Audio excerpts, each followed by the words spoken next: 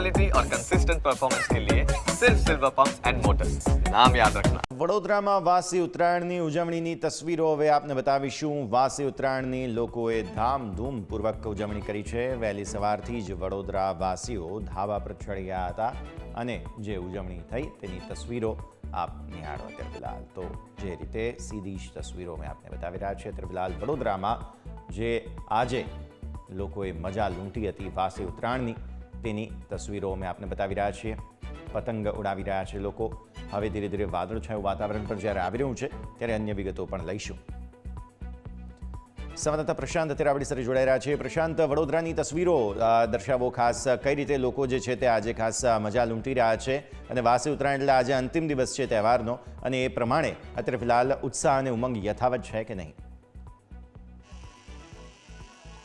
Yes, બિલકુલથી Vadodara શહેર એટલે સંસ્કારી નગરી કહેવામાં આવે છે। સંસ્કારી નગરીમાં દરેકે દરેક તહેવાર જે છે તે ધામધૂમથી જોવામાં આવતા હોય છે, પરંતુ મકર સંક્રાંતિનો જે તહેવાર છે તે મકર સંક્રાંતિનો તહેવાર ઉત્સવ પ્રિય નગરી માટે વધુ પ્રિય છે। ત્યારે વડોદરા શહેરમાં વહેલી સવારથી જ લોકો ધાબા ઉપર ચડી ગયા હતા અને ધાબા ઉપર પતંગ ચગાવવાની મજા લૂંટી રહ્યા હતા। પરંતુ સૌથી મહત્વની વાત છે કે ગઈકાલે જે રીતનો પવન હતો તે રીતનો પવન આજે ના હોવાના કારણે પતંગ ચગાવવામાં તકલીફ પડી રહી હતી, જેના કારણે વડોદરાની એક ખાસિયત છે કે કોઈ બી તહેવાર હોય એને ઉત્સવથી ઉજવવો। એટલે પવન નથી તો સાથે સાથે પવનની જગ્યાએ હવે ગરબા રમીને વડોદરાવાસીઓ મકર સંક્રાંતિ તહેવારની ઉજવણી કરી રહ્યા છે। જે રીતના આપ દ્રશ્યોમાં જોઈ રહ્યા છો તે રીતના પવન ના હોવાના કારણે વડોદરાવાસીઓ ગરબા રમીને પતંગની ઉત્સાહ લઈ રહ્યા છે। જે રીતના અત્યારે ગરબા રમી રહ્યા છો, કયા કારણસર? આજે તો ઉત્તરાયણનો તહેવાર છે, આજે પવન ઓછો છે એટલે કાલે બહુ મજા આવી ગઈ, પણ આજે પવન ઓછો હોવાને કારણે આજે અમે ગરબા રમીને એન્જોયમેન્ટ કરી રહ્યા છીએ કે જેથી કરીને અમારો સમય બધાનો બગડે નહીં અગાસી ઉપર। અને કાલે બહુ મજા આવી ગઈ, આજે થોડુંક પવને મજા બગાડી છે એટલે ગરબા અત્યારે ચાલી રહ્યા છે જોરદાર। બિલકુલથી, એટલે કે અત્યારે પવન નથી એટલે લોકો અત્યારે ગરબા રમી રહ્યા છે। પવન નથી અને ગરબા રમી રહ્યા છો, પણ પતંગ કેમ નહીં? પતંગ ને ગરબા બધું સાથે સાથે, અને રાત્રે તો દિવાળીનો માહોલ હોય છે। હેપી ઉત્તરાયણ! કઈ રીતના આજે વાસી ઉત્તરાયણની ઉજવણી કરી? આજે પવન નથી, કાલે પવન હતો તો મજા આવી ગઈ હતી, અને ગુજરાતીઓ એટલે ગરબા તો સૌથી પહેલા જ હોય આપણે। હેપી ઉત્તરાયણ! એટલે આજે ગરબા રમીને ઉત્તરાયણ ઉજવવાની। બપોર પછી નીકળે તો ખબર નહીં, કદાચ નીકળશે તો પાછા મજા તો કરીશું જ અમે લોકો। ગરબા, ડાન્સ, દિવાળી બધું કરીશું, એટલે ખબર નહીં હવે બપોર પછી શું થાય છે એમ। સાંજે કઈ રીતના ઉત્સવ મનાવશો? સાંજે ડાન્સ, ગરબા, દિવાળી ફેસ્ટિવલ, ફટાકડા અને વ્હાઈટ પતંગથી, ગુબ્બારા, એ બધાથી એન્જોયમેન્ટ કરીશું બધા ભેગા થઈને।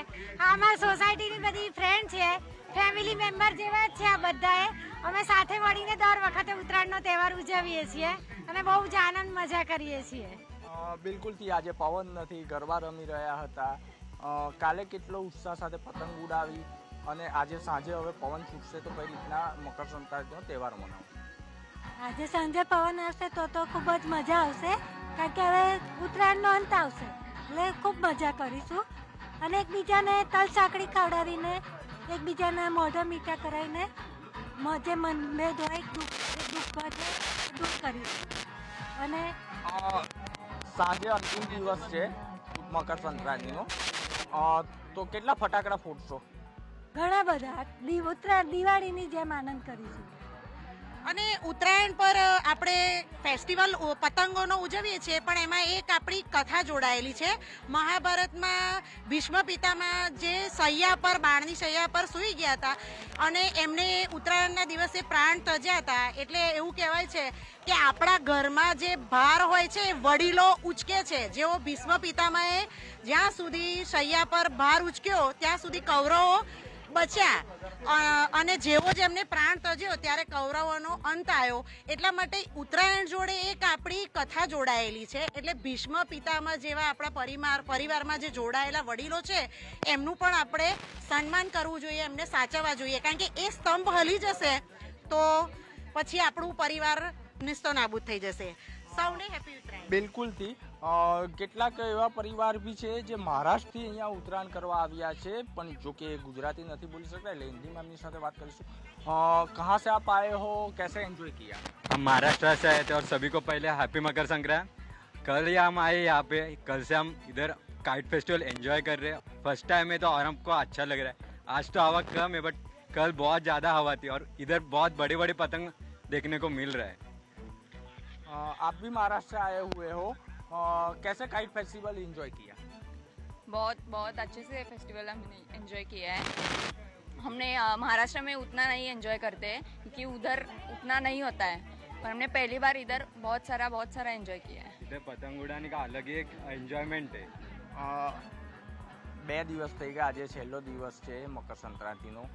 ગઈકાલે કેટલી પતંગો ચગાવી, કેટલું એન્જોયમેન્ટ કર્યું અને આજે શું પ્લાનિંગ છે? આજે તો ફિલહાલ પવન નથી તો સાંજની વેટ કરી રહ્યા છે કે પવન આવી જાય। બાકી મારા ફ્રેન્ડ્સ મહારાષ્ટ્રથી આવ્યા છે તો એ લોકો જોડે એન્જોય કર્યું। એ લોકોને બી પહેલી વાર જોવા મળ્યું કે મકર સંક્રાંતિ ગુજરાતમાં કેવી રીતે સેલિબ્રેટ થાય છે અને એ લોકોએ બી બહુ એન્જોય કર્યું અને એ લોકોને એનું આપણું સ્પેશિયલ ફૂડ ખાવા મળ્યું તો એ લોકોને બી સારું લાગ્યું। બિલકુલથી એક નાની બાળકી પણ છે, તે બી કાઇટ ફેસ્ટિવલ એન્જોય કર્યો છે। કેટલી પતંગ ચગાવી? 3 પતંગ। કાલે બહુ મજા આવી ગઈ। કાલે બહુ જ મજા આવી હતી। આજે કેટલી પતંગ ઉડાઈ? 3। બિલકુલથી જે રીતના વડોદરા શહેરની અંદર જે સંસ્કારી નગરી છે અને કાઇટ ફેસ્ટિવલ જે ઉત્તરાયણ પર્વ છે તે ધામધૂમથી ઉજવવામાં આવ્યો હોય છે, ત્યારે વડોદરા શહેરની અંદર તમામ નગરવાસીઓ